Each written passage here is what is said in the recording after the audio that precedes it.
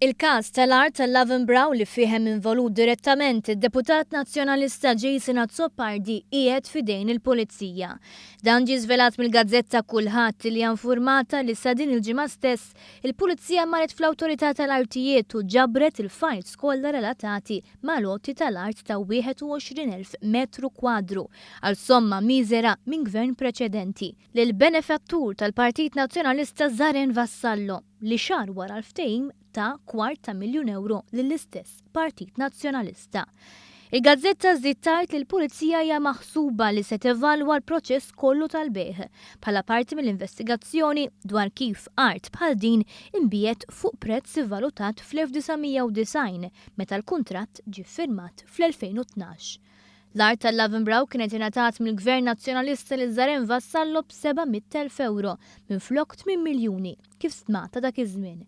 Fost l-iktar fatti li qed iqajmu suspetti hemm il-mod li bih il-gvern preċedenti jaċċetta li jinfeda ċens imma wkoll li bih id-dirett dominju mingħajr riżoluzzjoni parlamentari. Dan kien ifisser illi tisparixxi l-kundizzjoni li dik l-art seta' tintuża biss għall-birrerija u bekk Zaren Vassallo seta' jiżviluppa l-istess art kif irid. Kollox jindika l-investigazzjonijiet tal-Pulizija huma wkoll ispirati mix-xhieda qawwija tal-eks kummissarju tal-Artijiet Albert Mamo li f'kawża bejn il-kumpanija Marsovin u l-kuntratur Zaren Vassallo tax-xhieda illi minnha rriżulta li minkejja l-kobor ta' dan id-deal kollox sar minn wara daru, tant li xed li ħassu ħajjiġġenni meta sar jaf u beża' li se jmur il-ħabs. Mamo kien xed bl-iktar mod kategoriku li l-kuntratt kien illegali.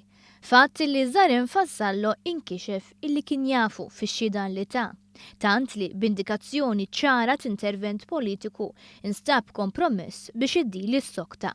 F'rapport li kien ħejja l-Awditur Ġenerali ntqal b'mod ċari li Jason Azzopardi li kien il-Ministru responsabbli mill-artijiet għandu jerfa' responsabilità politika, xi ħaġa li s'issa m'għamilx u baqa' jsib l-appoġġ tal-kap Simon Busuttil li fl-istess ħin baqa' jippriedka fuq l-onestà politika.